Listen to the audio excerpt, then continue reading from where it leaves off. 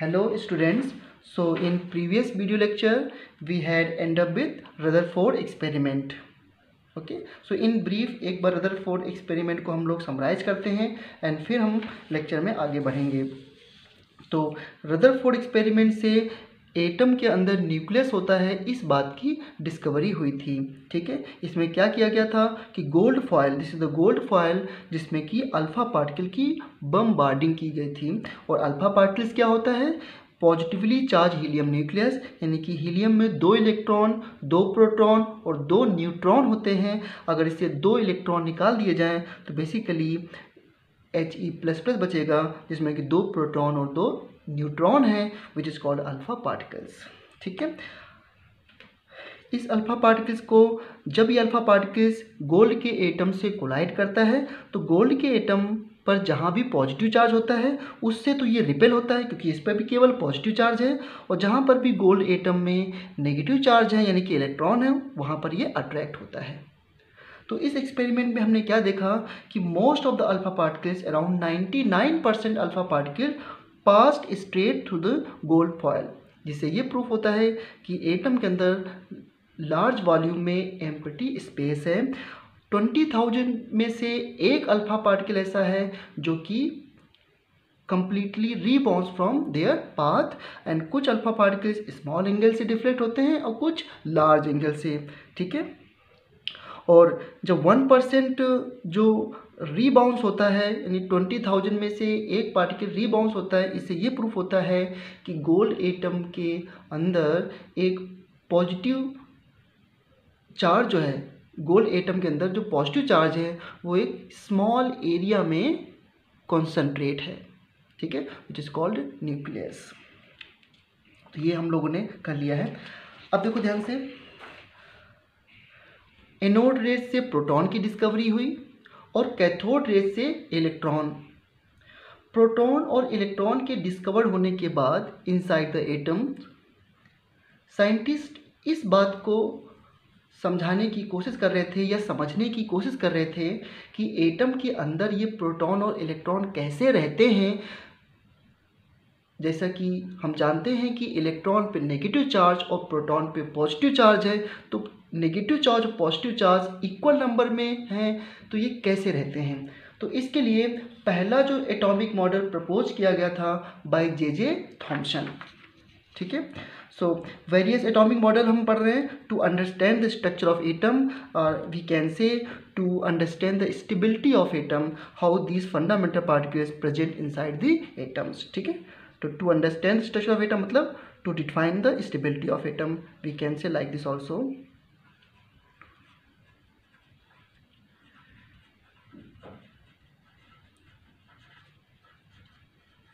Correct. तो Rutherford model ने क्या प्रपोज किया? उन्होंने कहा कि जो एटम होता है वो स्फेरिकल होता है इस तरीके से, एंड इस एटम के अंदर नेगेटिव चार्ज इस तरीके से एम्बेडेड होते हैं। करेक्ट। एंड जो प्रोटॉन है वो, ये जो आप अदर पार्ट देख रहे हैं ये सारा क्या है? प्रोटॉन्स है।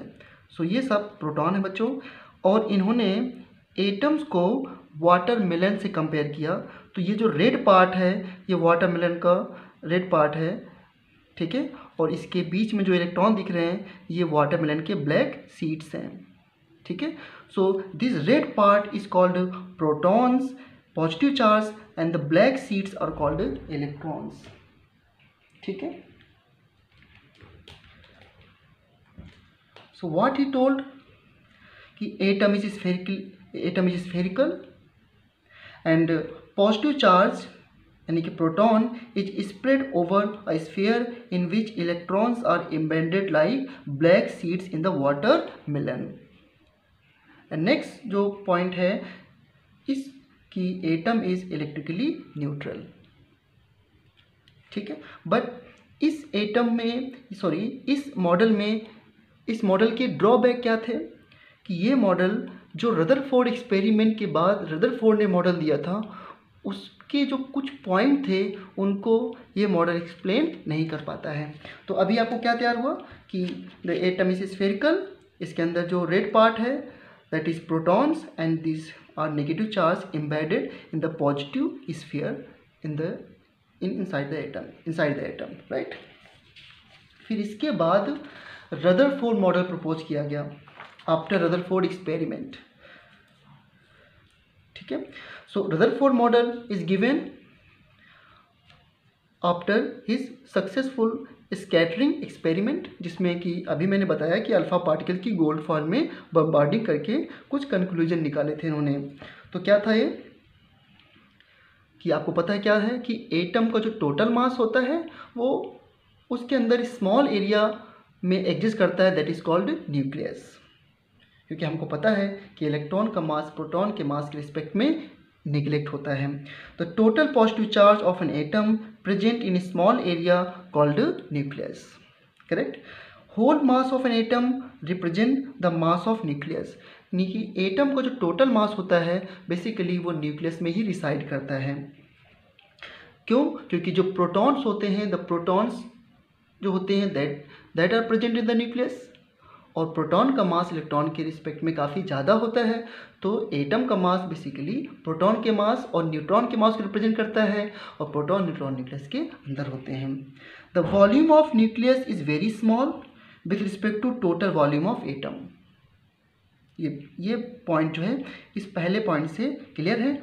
और जो सबसे इम्पॉर्टेंट बात है कि जो इलेक्ट्रॉन्स होते हैं, जे थॉमसन से ये पॉइंट बिल्कुल अलग है, electrons revolve around the nucleus in closed orbit, यानी कि इलेक्ट्रॉन जो होता है वो न्यूक्लियस के चारों तरफ यानी प्रोटॉन के चारों तरफ रिवॉल्व करता रहता है। और उन्होंने जे थॉमसन ने क्या बोला था कि प्रोटॉन ऐसे फैले होते हैं रेड पार्ट की तरह लाइक वाटरमेलन, और इलेक्ट्रॉन एम्बेडेड होते हैं इन बिटवीन, राइट। ये सारे पॉइंट आपको क्लियर हैं। So this is the nucleus and electron moving like this. Now Rutherford model को प्लैनेटरी मॉडल भी कहते हैं, और इन्होंने एटॉमिक मॉडल को सोलर सिस्टम से कंपेयर किया था because earth moves around the sun, ठीक है। उसी तरीके से इन्होंने कहा कि electron move around the nucleus like earth moves around the sun, और इसीलिए इसको बोलते हैं प्लैनेटरी मॉडल। बट अगर मैं आपसे एक क्वेश्चन पूछूं कि कोई मुझे 2 पॉइंट बताओ जिससे कि रदरफोर्ड मॉडल को सोलर सिस्टम से नहीं कंपेयर करना चाहिए, कोई ऐसे 2 पॉइंट हमें बताओ।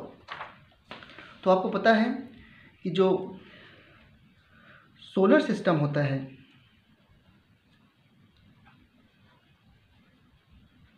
जिसमें हम ये बोलते हैं कि जो अर्थ है, earth moves around the nucleus around the sun. अब अर्थ और सन जो है हैवी पार्टिकल्स हैं, लार्ज मास हैं, और इनके बीच में जो फोर्स होता है इस फोर्स का नाम होता है ग्रेविटेशनल फोर्स।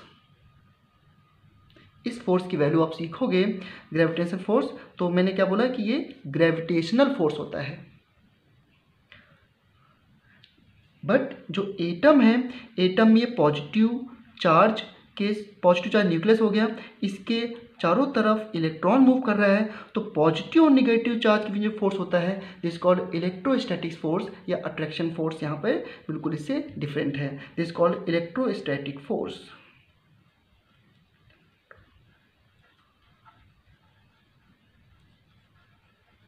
ओके, सो यहाँ पर जो फोर्स है the force between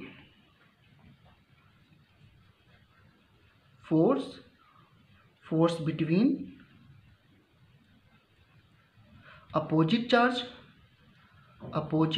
charge particles, और सोलर सिस्टम में जो फोर्स है बिटवीन डिफरेंट मास है, जो कि वो चार्ज सिस्टम नहीं है। तो इस तरीके से ये कुछ पॉइंट हैं जिससे हम डायरेक्टली रदरफोर्ड मॉडल को सोलर सिस्टम से कंपेयर नहीं कर सकते हैं। हाँ, एक पॉइंट में है कि जैसे कि अर्थ सन के चारों तरफ घूमती है, उस तरह इलेक्ट्रॉन भी न्यूक्लियस चारों तरफ रिवॉल्व करता रहता है। ठीक है। नाउ रदरफोर्ड मॉडल में जो ये पॉइंट है बच्चों कि the volume of nucleus is very small with respect to total volume of atom. ये पॉइंट कैसे बताया इन्होंने, क्योंकि क्या मैंने बोला कि most of the alpha particles completely passed through the gold atoms, यानी कि 99% अल्फा पार्टिकल जो वो एटम से पास हो जाते हैं, यानी कि एटम के अंदर लार्ज स्पेस जो है एम्प्टी है। अब जरा इस बात को समझते हैं। जो डायमीटर ऑफ द एटम होता है वो 10⁻⁸ सेंटीमीटर अप्रॉक्स मान सकता हूँ मैं, मतलब ये मैं एग्जैक्ट फिगर नहीं दे रहा हूँ आपको, 10⁻⁸, 10⁻7 इस तरह रेंज में ये हो सकता है। तो diameter of the atom is 10⁻⁸ and the diameter of the nucleus is 10⁻13 centimetre. तो 10⁻13 is smaller than 10⁻⁸, correct. Now volume of atom क्या है, एटम को हम स्फेरिकल मान रहे हैं, तो और उसकी डायमीटर इतनी है तो उसका वॉल्यूम क्या होगा, हमने कर दिया डायमीटर का क्यूब। ठीक है, तो 10⁻³ वॉल्यूम क्या हो गया, डायमीटर का क्यूब। ठीक है, स्फेरिकल है तो 10⁻8 का क्यूब मान लिया। और वॉल्यूम ऑफ द न्यूक्लियस क्या होगा, 10⁻13 सेंटीमीटर है डायमीटर, तो उसका क्यूब हो गया। तो जब इसको सॉल्व करोगे it will be -24 and it will be -39। इसको ऊपर ले जाओगे और सॉल्व करोगे तो इट विल बी 10⁻15। अब ये समझ सकते हो आप यहाँ से कि जो वॉल्यूम ऑफ एटम है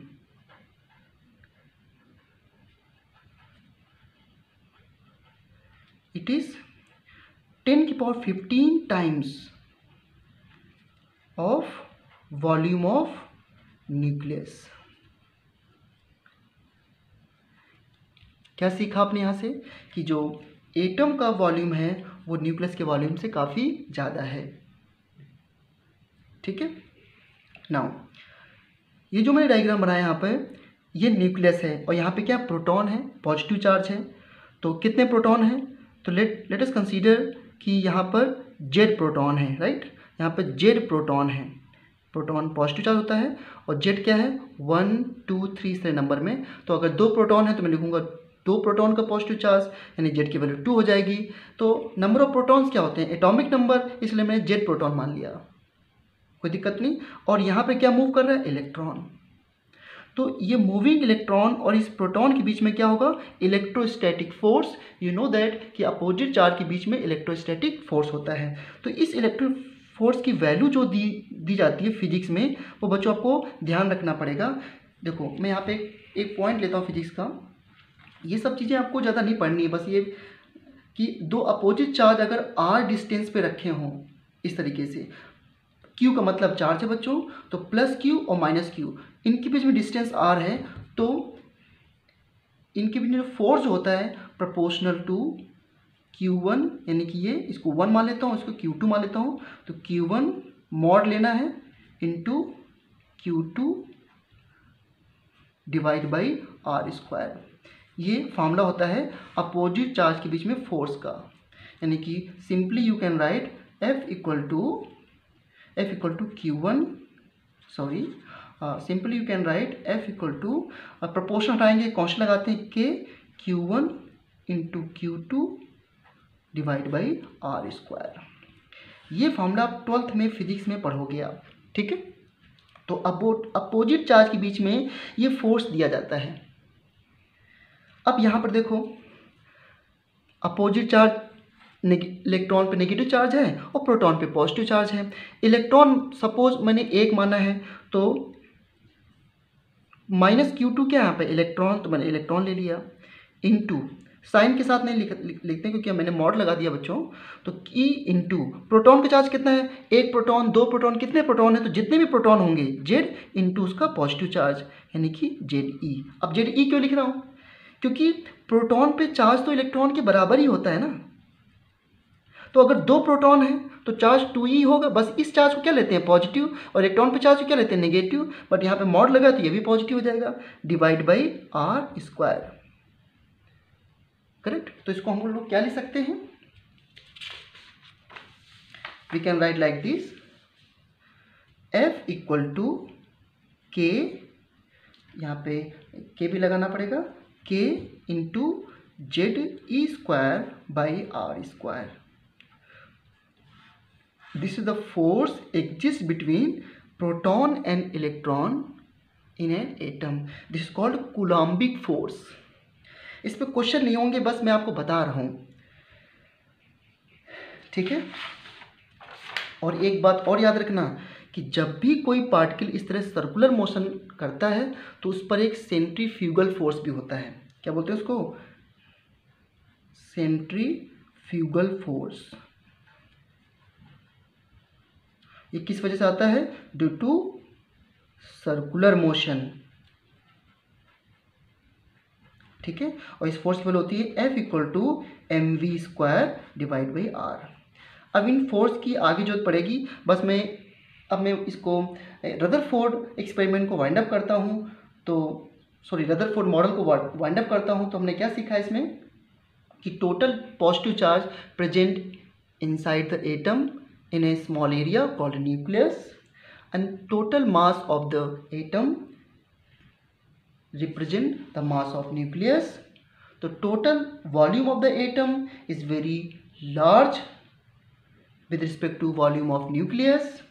And the last most important thing, that electron revolves around the nucleus like earth moves around the sun. इसलिए रदरफोर्ड मॉडल को हम लोग प्लैनेटरी मॉडल भी कहते हैं. और हमने क्या सीखा कि जो प्रोटॉन और इलेक्ट्रॉन हैं उनके बीच में फोर्स की जो वैल्यू होती है वो k into E square Z E square by R square.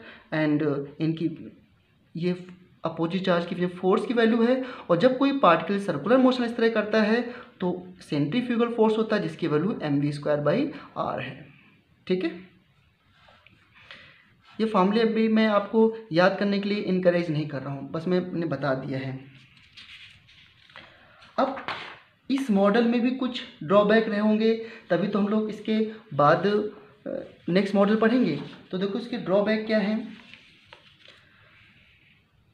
Drawback ये है कि एक साइंटिस्ट थे जिनका नाम था जेम्स मैक्सवेल, और इन्होंने क्लासिकल फिजिक्स में इन क्लासिकल इलेक्ट्रोमैग्नेटिक थ्योरी में काफ़ी अच्छा काम किया था, ठीक है. और उस पर इन्होंने एक स्टेटमेंट दिया था, या ये जो स्टेटमेंट है जो ये बिल्कुल वेल डिफाइंड, वेल प्रूव्ड है. वो स्टेटमेंट क्या था कि when a charge particle undergo circular motion it losses energy continuously in the form of electromagnetic radiation. ये हमारे यहाँ पे क्या है? Electromagnetic radiation.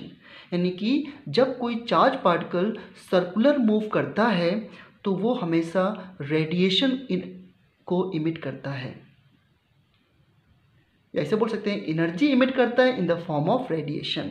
यानी कि कोई चार्ज पार्टिकल क्यों है, या पॉजिटिव चार्ज हो सकता है या नेगेटिव चार्ज होता है, और ये चार्ज पार्टिकल इस तरीके से जब भी सर्कुलर मोशन करता है तो वो हमेशा रेडिएशन को इमिट करता है.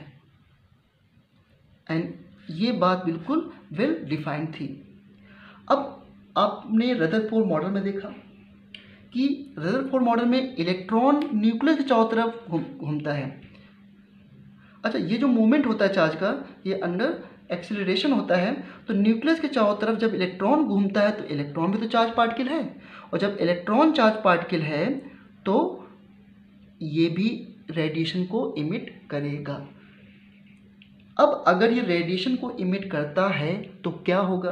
तो देखो ध्यान से, यू नो दैट कि के एल एम एन शेल में जो एनर्जी ऑर्डर होता है वो एन का है. तो जैसे ये मान लो कि इलेक्ट्रॉन यहाँ पर कहीं है बच्चों, ठीक है. This is the electron present. अब ये इस तरीके से सर्कुलर मोशन कर रहा है, और इसमें मैक्सवेल का कंसेप्ट हम ये लगाते हैं अगर, तो क्या होगा कि ये अपनी एनर्जी को इमिट करता रहेगा in the form of EMR, electromagnetic radiation. और जब एनर्जी को इमिट करता रहेगा तो वो उस सेल के पास सबसे पास उस सेल के पास आ जाएगा जिसकी एनर्जी कम है. ये सबसे न्यूक्लियस के सबसे पास आ जाएगा जहाँ पे एनर्जी कम होती है, क्योंकि एनर्जी जब इमिट करेगा तो वो धीरे धीरे उस डायरेक्शन में जाएगा, वहाँ चला जाएगा जहाँ पे एनर्जी कम है। तो धीरे धीरे ये इस तरह स्पाइरल मूव करेगा और हो सकता है कि इलेक्ट्रॉन न्यूक्लियस में कोलाइड कर जाए। और अगर इलेक्ट्रॉन न्यूक्लियस में कोलाइड कर गया तो इलेक्ट्रॉन पे नेगेटिव चार्ज है, न्यूक्लियस पे पॉजिटिव चार्ज है और atom will not exist. Actual में इलेक्ट्रॉन न्यूक्लियस से कोलाइड नहीं करता है, but Rutherford was not able to explain this answer कि ऐसा क्यों नहीं हो रहा है कि इलेक्ट्रॉन रेडिएशन इमिट करते हुए न्यूक्लियस में क्यों नहीं गिर रहा है। ठीक है, सो जब इलेक्ट्रॉन एनर्जी को इमिट करेगा in the form of radiation तो ये न्यूक्लियस की तरफ अप्रोच करेगा, न्यूक्लियस के पास जाएगा and finally it should fall on the nucleus, but this is not happen. So इस बात को रदरफोर्ड एक्सप्लेन नहीं कर पाए कि ऐसा क्यों नहीं हो पा रहा है। ठीक है, that means Rutherford model is unable to explain the stability of atom. एक पॉइंट और जो आपको कभी लिखा हुआ नहीं मिलेगा वो ये है, रदरफोर्ड के अकॉर्डिंग न्यूक्लियस के बाहर इलेक्ट्रॉन कहीं भी हो सकता है। जैसे मैंने अभी बोल दिया कि इलेक्ट्रॉन न्यूक्लियस के बाहर चारों तरफ रिवॉल्व करता रहता है। ऑर्बिट जैसा कंसेप्ट इनके दिमाग में था, मगर उन्होंने कभी इसको ओपनली कहा नहीं। इन्होंने इतना कहा कि जो इलेक्ट्रॉन है वो न्यूक्लियस के चारों तरफ इस तरह घूमता रहता है। अब अगर इलेक्ट्रॉन न्यूक्लियस चारों तरफ घूम रहा है, उसकी पोजीशन का कुछ पता नहीं है, तो हम कभी भी ये नहीं बता सकते कि एटम की रेडियस क्या होगी। क्यों? क्योंकि जब यही नहीं पता है कि इलेक्ट्रॉन न्यूक्लियस की चारों तरफ घूम रहा है मगर कहाँ घूम रहा है, एटम की रेडियस से क्या समझते हो आप ये कहते हो कि ये न्यूक्लियस है और ये अगर इलेक्ट्रॉन यहाँ पे घूम रहा है तो ये इसकी डिस्टेंस हो जाएगी, दैट इज द रेडियस, और ये एटम के साइज को बता देगा। तो एटम की रेडियस क्या होती है? न्यूक्लियस से लास्ट इलेक्ट्रॉन तक distance.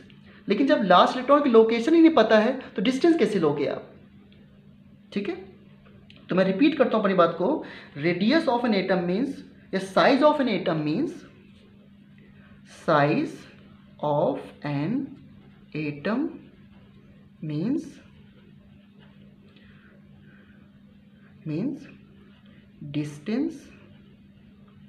distance of nucleus to the last electron। ठीक है, so according to Rutherford the radius of an atom can be anything, क्योंकि the location of electron जैसा ऑर्बिट जैसा टर्म इन्होंने ज़्यादा स्ट्रेंथ से या ज़्यादा कंसेप्ट से डिफाइन नहीं किया था। Correct.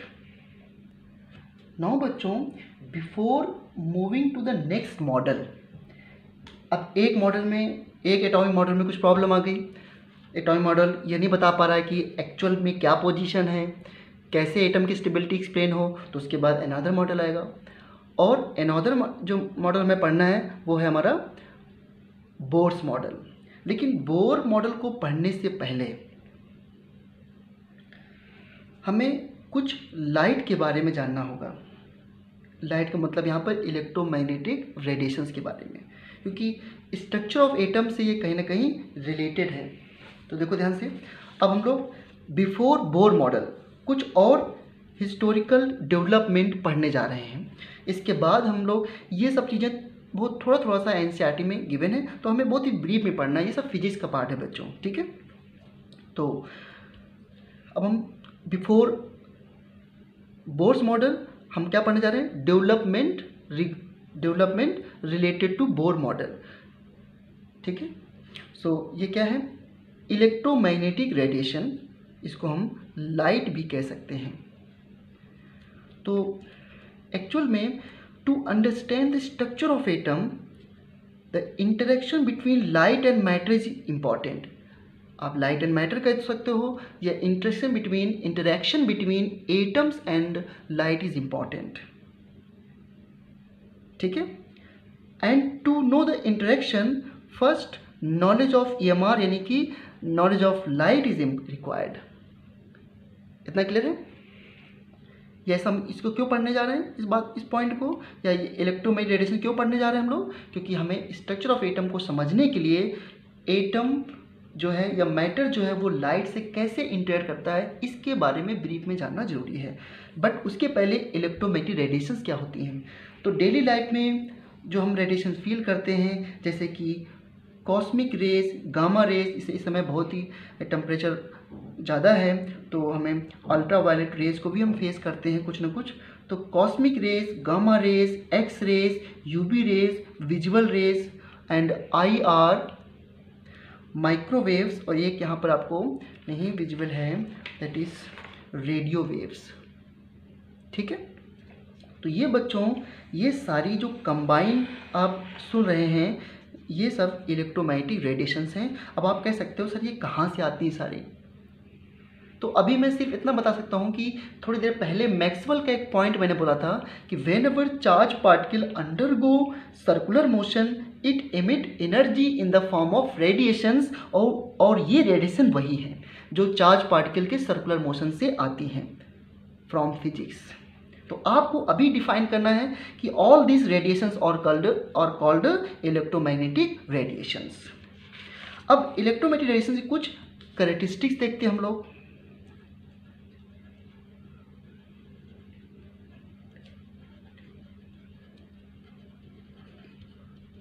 Of EMR, electromagnetic radiation. तो सबसे पहला पॉइंट है कि जो ये रेडिएशन होती हैं they composed of electric field and magnetic field, composed of electric field and magnetic field perpendicular to each other. एक डायग्राम से मैं इसको दिखाता हूँ, पहले आप पॉइंट्स ऐसे सुन लो। दूसरा, they travel with speed of light।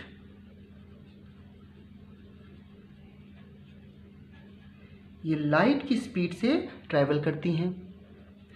Third, in radiation को ट्रैवल करने के लिए बच्चों कोई भी मीडियम की जरूरत नहीं होती है। So don't required any medium for travel. क्या मतलब बच्चों इसका कि सॉलिड में अगर ये पास हो, लिक्विड से पास हो या गैस से पास हो, इनकी जो स्पीड है वो लाइट की स्पीड रहती है। अच्छा, मैं यहाँ पे लाइट की स्पीड लिखता हूँ which is equal to 3 × 10⁸ metre per second, और लाइट की स्पीड को c से डिनोट करते हैं। ओके, एंड नेक्स्ट पॉइंट जो है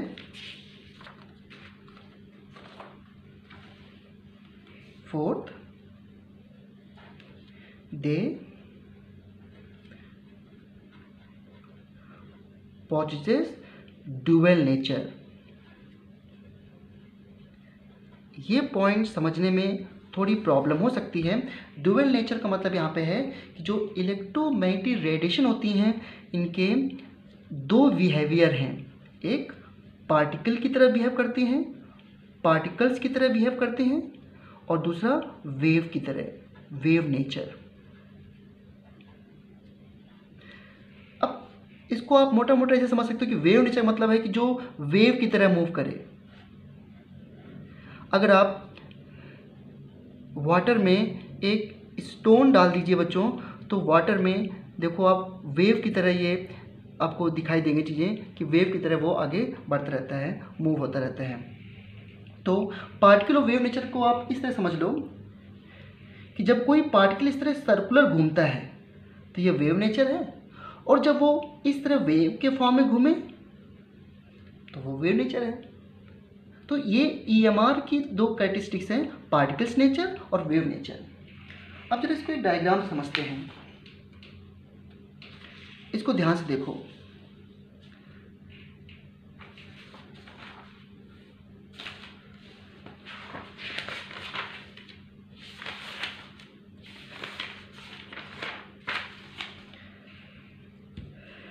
एक वेव ये है इस तरीके से जो मैंने ब्लैक से दिखा रखा है, और ये एक्सिस y है, y axis is perpendicular to x axis, ऐसे मैं कह सकता हूँ। सो y एक्सिस के बाद में इसको रेड कलर से दिखा रखा है। अब मैंने कहा कि सपोज ये ब्लैक जो है ये मैग्नेटिक फील्ड कंपोनेंट है, तो जो रेड है आपका that is a electric field component. तो वो मैंने क्या बताई बात कि they are composed of electric field and magnetic field perpendicular to each other. तो इस तरीके से मूव करते हैं कि जो मैग्नेटिक फील्ड वेक्टर है वो इलेक्ट्रिक फील्ड वेक्टर के परपेंडिकुलर होता है। एक डायग्राम से और भी समझ सकते हो बच्चों, इसको देखो ध्यान से। जैसे कि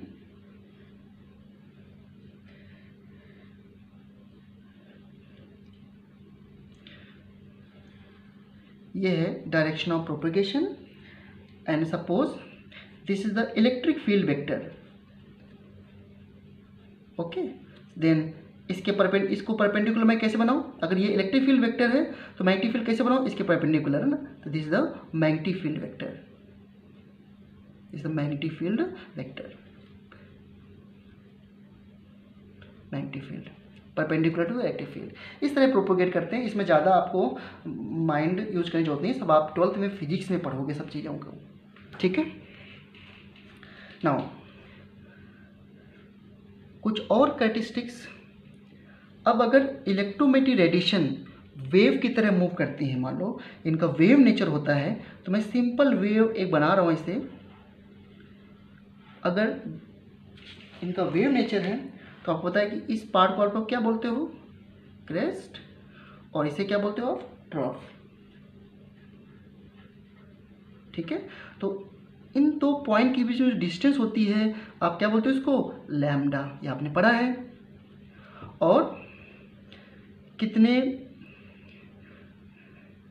डिस्टेंस कवर हो रही है टाइम के साथ, उसे आप लोग क्या बोलते हो? फ्रीक्वेंसी। तो अगर EMR की फ्रीक्वेंसी न्यू हो, new is the frequency, wavelength lambda हो और वेलोसिटी c हो, तो इनके बीच में रिलेशन होता है nu equal to c by lambda. ये रिलेशन को आप समझ सकते हो कि न्यू जो होता है फ्रीक्वेंसी आपने 10th पढ़ा है, फ्रीक्वेंसी होता है 1 टाइम पीरियड, ठीक है।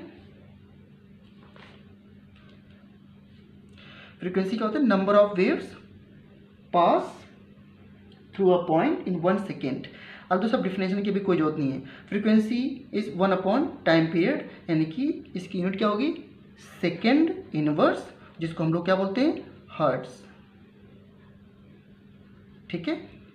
सो देखो यहाँ पे c किस में है? मीटर पर सेकेंड में है, और वेवलेंथ किस में है? मीटर में है। तो मीटर से मीटर कैंसिल हो गया, ये क्या आया? 1 सेकेंड, यानी कि सेकेंड इनवर्स। वही पॉइंट आ गया, ओके। तो ये फॉर्मूला इंपॉर्टेंट है। अब यहाँ पर एक दो बातें और देख लो कि जिस तरह आप लैम्डा को बोलते हो वेवलेंथ ऑफ EMR, उसी तरीके से 1 बाई लैम्डा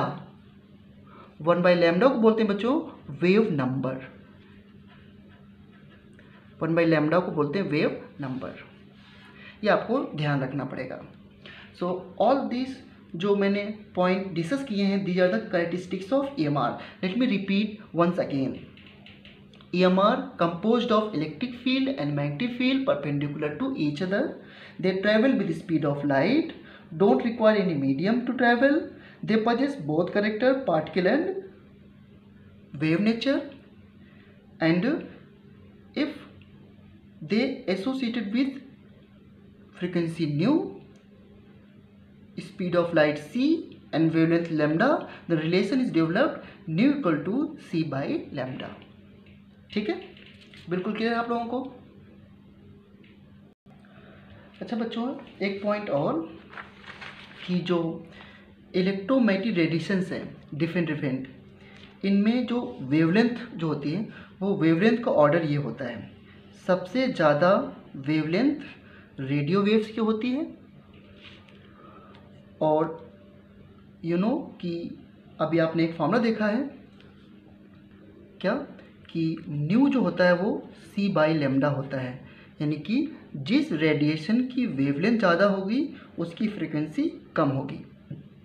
तो फ्रीक्वेंसी का ऑर्डर हमारा ये होता है न्यू फ्रीक्वेंसी।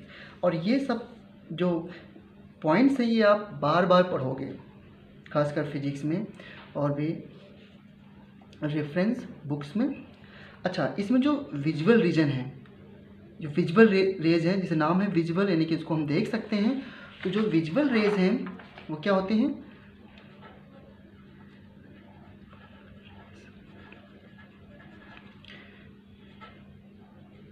ये ठीक है। सो ये कलर रीजन होता है। यहाँ पर जो वायलेट है इसकी फ्रीक्वेंसी सबसे ज़्यादा होती है, तो इसमें वेवलेंथ का ऑर्डर ये है। केवल मैं विजुअल रीजन की बात कर रहा हूँ यहाँ पर, ठीक है। और इसमें जो फ्रीक्वेंसी का ऑर्डर होता है वो ये है, यानी कि रेड कलर की वेवलेंथ सबसे ज़्यादा और वायलेट की सबसे ज़्यादा फ्रीक्वेंसी। जिसकी वेवलेंथ ज़्यादा होती है उसकी फ्रीक्वेंसी कम होती है। नाउ हम लोग जो डुअल नेचर ऑफ EMR है इसको थोड़ा सा और हाईलाइट करना पड़ेगा। तो डुअल नेचर ऑफ EMR, जिसमें कि नंबर 1 आपने क्या पढ़ा है, पार्टिकल नेचर। और पार्टिकल नेचर का आप बस ये मतलब समझिए कि स्ट्रेट लाइन में यह लाइट स्ट्रेट मूव कर रही है, बस इतना समझ लीजिए आप। और वेव नेचर मतलब ये वेव लाइक इसका मोशन हो रहा है, या स्टेट में हम इलेक्ट्रॉन के बारे में जब बात करेंगे तो वहाँ पार्टिकल नेचर मतलब होगा सर्कुलर मोशन, ठीक है। और लाइट के बारे में बात कर रहे हैं तो हम लोग बोलेंगे स्ट्रेट मूव करे तो पार्टिकल नेचर, और वेव की तरह मूव करे तो वो wave nature. No, the particle nature of EMR is proved by black body radiation, जिसको एक्सप्लेन किया था Max Planck in his quantum theory, जिसे हम बोलते हैं मैक्स प्लैंक क्वांटम थ्योरी। तो काफ़ी वर्ड है इस चैप्टर में, आपको बहुत सारे वर्ड ये न्यू लग रहे होंगे, बट आपको पढ़ना तो पड़ेगा ही। और दूसरा फोटो इलेक्ट्रिक इफेक्ट, और भी हैं, but these are the important phenomena which prove that कि EMR has particle nature. And जो वेव नेचर है बच्चों, wave nature of EMR is proved from phenomena interference and diffraction।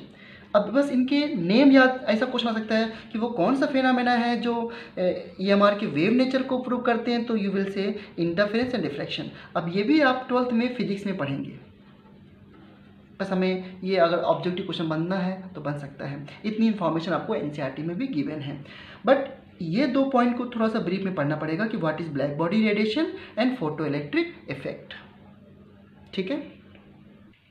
Now black body क्या होती है, the substances which can emit and absorb all kind of radiation are called black body. और ये जो definition ये ideal है, मतलब black body भी आइडियल होती है, बस ये डेफिनेशन क्या है, the substance which can emit and absorb all kind of radiation और कॉल्ड ब्लैक बॉडी। अब इसे ये मत समझ लें कि ब्लैक बॉडी मतलब जो ब्लैक हो, ऐसा नहीं है। कोई भी सब्सटेंस अगर जिसमें सभी टाइप की रेडिएशन एब्जॉर्ब करने की टेंडेंसी हो और इमिट करने की टेंडेंसी हो, उसे हम बोलते हैं black body. The radiation emitted by black body is called black body radiation. अब इसको समझने के लिए, जैसे कि कोई भी सब्सटेंस परफेक्ट ब्लैक बॉडी नहीं होता है, क्योंकि कोई भी सब्सटेंस हर टाइप की रेडिएशन को एब्जॉर्ब भी कर ले और एमिट भी कर ले, ऐसा इम्पॉसिबल है। बट डेफिनेशन ये है, ठीक है। अब देखो, जैसे कि आप आयरन का कोई ऑब्जेक्ट ले लो, ये आयरन का पार्टिकल है सपोज, ठीक है, ध्यान देना। अब इसको आपने हीट किया, मान लो ये इसको हीट किया आपने, तो हीट करने के बाद याद करो, जैसे कि विंटर में आप यूज करते हो रॉड्स रूम को हीट करने के लिए, और जब उसको आप कनेक्ट कर देते हो इलेक्ट्रिसिटी से, तो क्या होता है कि ये रॉड होती हैं, ये रेडिएशन को इमिट करती हैं और हमारा पूरा रूम जो होता है वो हीट अप हो जाता है। और मॉर्निंग तक ऐसा हो सकता है कि रूम इतना हीट हो जाए कि आपको इसको बंद करना पड़ता है, हीटर जिसे बोलते हो आप, क्यों? क्योंकि इसमें रेडिएशन जो आती है ना, वो उनकी फ्रिक्वेंसी एकदम से बढ़ जाती है, बहुत ज़्यादा रूम का टेम्परेचर बढ़ जाता है। तो देखो क्या होता है, जब आयरन की रॉड को आप हीट करते हो, जब हीट करते हो तो इससे रेडिएशन इमिट होती हैं, रेडिएशन। और सबसे पहले रेडिएशन लो फ्रीक्वेंसी की इमिट होंगी, यानी कि हाई वेवलेंथ की। देखो फ्रीक्वेंसी ज़्यादा मतलब इंटेंसिटी ज़्यादा, करेक्ट। यानी कि मतलब अगर एक्सरे आपकी बॉडी में पास की जाए तो वो ज़्यादा पेनिट्रेट करेंगी with respect to radio waves, क्योंकि उनकी फ्रीक्वेंसी ज़्यादा होती है एक्सरेज की, ठीक है। तो रेडिएशन इमिटेड, जब इसको हीट करते हैं और पहली रेडिएशन आती है red, correspond to red wavelength, यानी कि low frequency, low frequency, nu मतलब फ्रीक्वेंसी। इसके बाद रेड के बाद हम धीरे धीरे जो है वो मान लो हम पहुंच गए ब्लू में, यानी कि फ्रीक्वेंसी यहाँ पे क्या हुई, फ्रीक्वेंसी इंक्रीज हो गई और वेवलेंथ कम हो गई। Low frequency, high wavelength, high lambda. और फिर अगर हम we keep on heating iron object then we get radiation of high frequency, यानी कि फाइनली हमको कौन मिलने लग जाएगी, वायलेट, ठीक है। तो क्या समझ रहे हैं इस बात को? आप इसको घर में एक्सपेरिमेंट कर सकते हो। अगर आयरन रॉड को आप हीट करते जाओ, देखो वो आयरन की रॉड आपको बिल्कुल रेड कलर की दिखेगी और उससे फ्यूम्स निकलते रहते हैं। वो फ्यूम जो होते हैं ना बच्चों, वही रेडिएशन है। और थोड़ी देर बाद क्या होगा कि उस आयरन रॉड को आप खुद छोड़ के चले जाओगे, क्योंकि इतना टेम्परेचर क्रिएट हो जाएगा उसके आसपास due to emission of high frequency radiation. And ये फिनोमेना है बच्चों, that is called black body radiation. When you heat the iron object, the radiation emitted and the frequency of radiation become higher and higher if you keep on heating the iron object. The radiation emitted by iron object is called black body radiation. अब इन radiation में max Planck ने क्या add किया?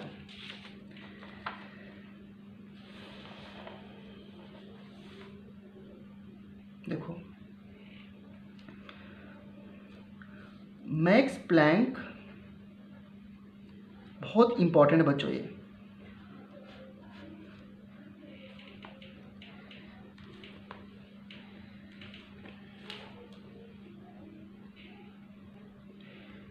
क्या बताया इन्होंने कि जो रेडिएशन है, रेडिएशन बहुत इंपॉर्टेंट है, मैं फिर से कह रहा हूं, radiation emitted by black body, by black body. Suppose these are the radiation emitted by black body are made up of very small particles. देखो पार्टिकल नेचर की बात हो रही है ना यहाँ पे, very small particles called photons. क्या बोलते हैं इसको? फोटॉन्स। एक वर्ड क्वांटा भी यूज कर सकते हैं, आप दोनों का थोड़ा सा डिफरेंट मीनिंग है, बट आप इसको फोटॉन्स या क्वांटा कह सकते हो, ठीक है। सो इन्होंने तो पहले यूज किया था क्वांटा, तभी इसका नाम है क्या नाम मैंने बताया था, प्लैंक क्वांटम थ्योरी। अब क्या मतलब इसका देखो, इन्होंने कहा जो रेडिएशन है ना वो छोटे छोटे पार्टिकल्स मिलके बने हैं, उसी तरीके छोटे छोटे पार्टिकल मिलके बने हैं। और ये पार्टिकल जो है ये एनर्जी के पैकेट हैं, जैसे कि फूड के पैकेट होते हैं। इस तरीके से जब हम फूड के पैकेट को लेते हैं तो हमको एनर्जी मिलती है, वैसे ही रेडिएशन बहुत स्मॉल पार्टिकल्स से मिलकर बना है, जो कि हम देख नहीं सकते by naked eye, but they are made up of very small particles called quanta. And तो फिर क्वेश्चन है कि एक क्वांटा की एनर्जी की वैल्यू क्या होगी? तुमने कहा कि ध्यान सुनना, अभी मैंने क्या बोला, मैं रिपीट करता हूं कि radiation emitted by black body is made up of very small particles called quanta and the energy of this quanta is directly proportional to frequency. अब ये क्या मैंने बताया?